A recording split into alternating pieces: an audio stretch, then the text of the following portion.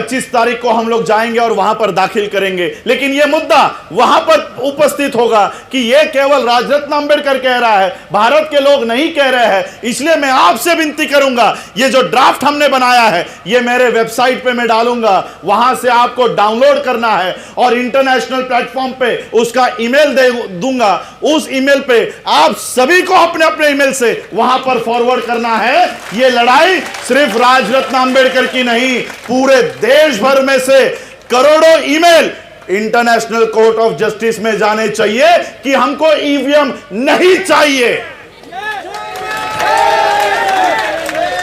यह ईमेल आप लोगों के माध्यम से जाने चाहिए।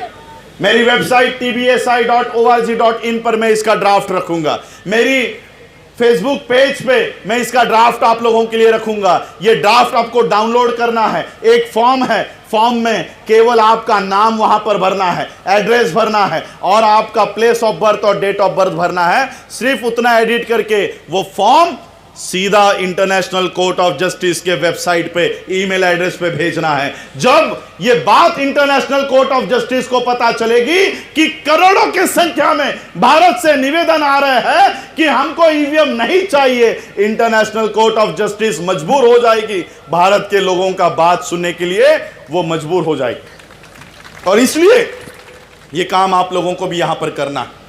देखो क्यों इस देश की व्यवस्था को क्यों खतरा है बाबा साहब के संविधान से, क्यों बाबा साहब के संविधान को यह हटाना चाहती है। आप लोगों के घरों में संविधान है? आप कभी आर्टिकल 13 पढ़िए। आर्टिकल 13 क्या कहते हैं बाबा साहब पता है उस आर्टिकल में? देखो क्यों इस देश के लोग, मनुवादी व्यवस्था इस देश की क्यों इस संविधान को हटाना चाहती है। बाबा साहब का संविधान लागू होने से पहले कौन सा संविधान लागू था? मनुस्मृति लागू थी। मनुस्मृति लागू थी। बाबा साहब ने संविधान लिखा, आर्टिकल 13 बाबा साहब ने लिखा। आर्टिकल 13 में बाबा साहब लिखते हैं कि आज यह संविधान लागू होने से पहले जितने भी कानून इस देश में हैं, मैं आज से उसको शून्य घोषित करता हूं। एक लाइन में बाबा साहब ने 2500 सालों की मनुस्मृति एक लाइन में इस देश से निकाल दी है, एक लाइन में। और इसलिए इनको बाबा साहब के संविधान से धोखा है। इनकी मनुस्मृति अगर वापस लानी है तो बाबा साहब के संविधान को हटाना इनकी मजबूरी है।